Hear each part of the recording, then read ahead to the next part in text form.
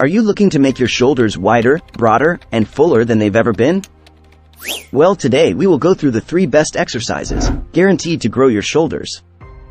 Ensure you pay keen attention as I lead you through the proper form for each exercise, so you can maximize the benefits from this workout.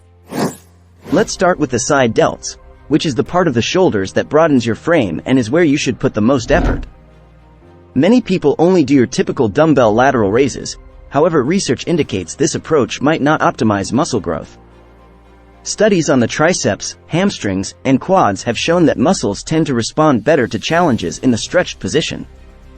Although this principle hasn't been directly tested for shoulders, it's reasonable to assume they would benefit from this.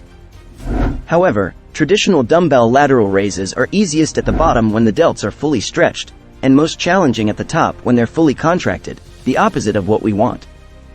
So instead, consider behind-the-body cable lateral raises. Position yourself in front and to the side, allowing your side deltoid to be stretched behind you. However, merely achieving the stretch isn't enough. It's crucial to adjust the cable's height to maximize the challenge on your deltoid when it's fully stretched. Placing the cable at the lowest setting will intensify the exercise towards the end, whereas raising it by a couple of notches shifts the focus to the initial phase when your delts are stretched.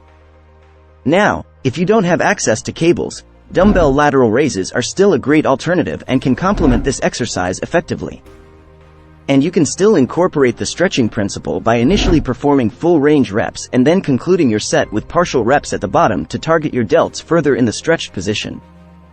However, there's one more valuable tip to enhance your side delt training. Typically, when individuals attempt to increase the weight, their form tends to deteriorate, often resulting in overactivation of the traps. Recent studies have shed light on a solution to this issue. Researchers investigated whether increasing repetitions or load would yield differences in muscle size among trained individuals. One group focused on increasing the weight, while the other maintained the same weight but aimed to increase repetitions. Surprisingly, the study revealed minimal differences between the 2 groups, suggesting considerable flexibility in progression methods. Therefore, it's advisable to stick to the same weight each week but aim to add a few more reps each time.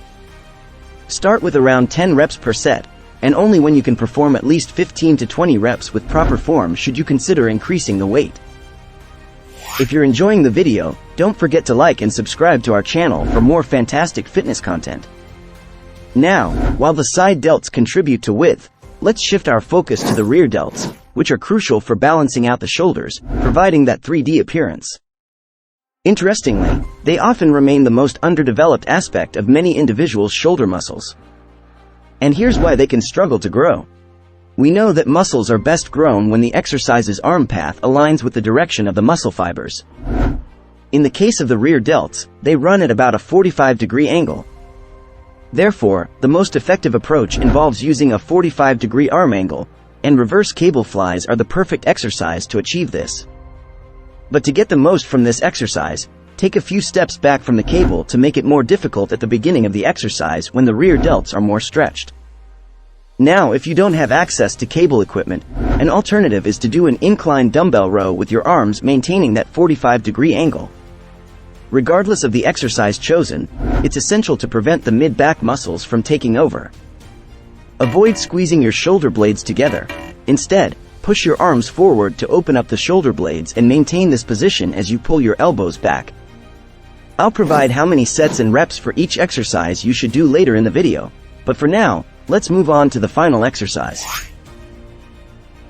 Now it's time to address the front deltoids, which are often the most developed part of the shoulders due to their involvement in various exercises.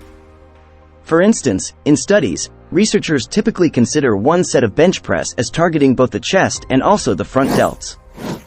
Nonetheless, it's advisable to include at least one exercise specifically targeting this area. Doing so not only aids in its development but also indirectly contributes to the growth of other shoulder muscles. Now, unfortunately, there's no studies that have compared how well different exercises grow the front delts. However, remember how we said muscles are best grown if the arm path of the exercise matches the direction of the muscle fibers? Well, for the front delts, the arm path matches well with the overhead shoulder press. But not the way most people do it. Let me explain. A 2020 study found participants typically can only achieve around a 60-degree range of motion with their shoulders. But take a look at the dumbbell shoulder press with the bench straight up. You need to be able to comfortably get to 90 degrees.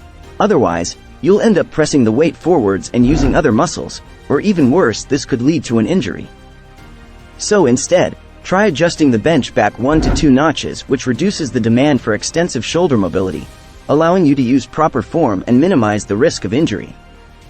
Once you're seated, ensure that your arms align with the front deltoid fibers by gently tucking your elbows inward with your palms facing in.